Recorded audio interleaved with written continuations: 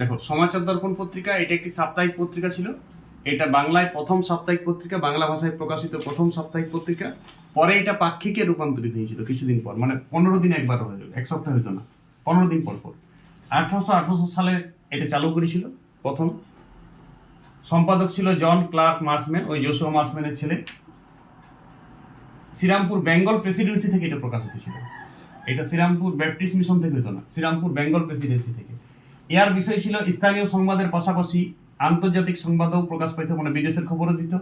Collector, জজ, উকিল, doctor এইসব নিয়োগ হইতো কোম্পানির আমলে। তো সেই নিয়োগগুলা কে নিয়োগ হইতো, কোথায় নিয়োগ হইতো, সেই খবরগুলো পাবলিককে দিত। এটা সমাজ সংস্কার নিয়েও এটা লিখেছিল, বিভিন্ন ধরনের সতীদাহ প্রথা বিরোধী, গঙ্গাসাগরে সন্তান বিসর্জনের বিরোধী, বহু বিবাহ, অসবর্ণ বিবাহ, এইসব প্রথাগুলোর বিরুদ্ধে লিখত।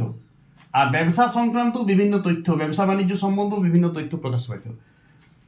দেখো, 1841 সালে ভগবতী চরণ দ্বারা এটা কিছুদিন প্রকাশিত হয়েছিল। পরে 1852 সালে এই পত্রিকাটি চিরতরে আর প্রকাশ বন্ধ হয়ে যায়, মানে বেশি দিন পর্যন্ত টেকে নেই। এটা 1818 থেকে 52 পর্যন্ত 32-34 বছর প্রকাশ হয়েছিল। তো তা সত্ত্বেও এটা বাংলা গদ্যের প্রসারে, এই যে সমাজ সংস্কারের জন্য বিভিন্ন ধরনের গদ্য লিখত, বিভিন্ন রাইটার তাদের লেখনীগুলা এই পত্রিকাতে তুলে ধরত ডিরেক্ট। অন্য লেখকদের দেখবি এখনো বিভিন্ন পত্রিকাতে কোনো লেখকের কবিতা বা গদ্য তুলায় পেপারে, রবিবার শরীয়তে দেয়, তেমনি তুলা গদ্য লেখার স্টাইল বেড়েছিল, সমাজ সংস্কার হয়েছিল। এবং বাংলার নবজাগরণ, গ্রাম্য, ডেভিডিরা, ডিরোজিও, হ্যাঁ, কেশব সেন, এদের যে অবদান নবজাগরণে, সেইটা এদের পাশাপাশি এই সমাচার দর্পণ পত্রিকারও নবজাগরণে বিরাট ভূমিকা ছিল। এইটুকু লিখে ছেড়ে দিতে হবে। ওকে।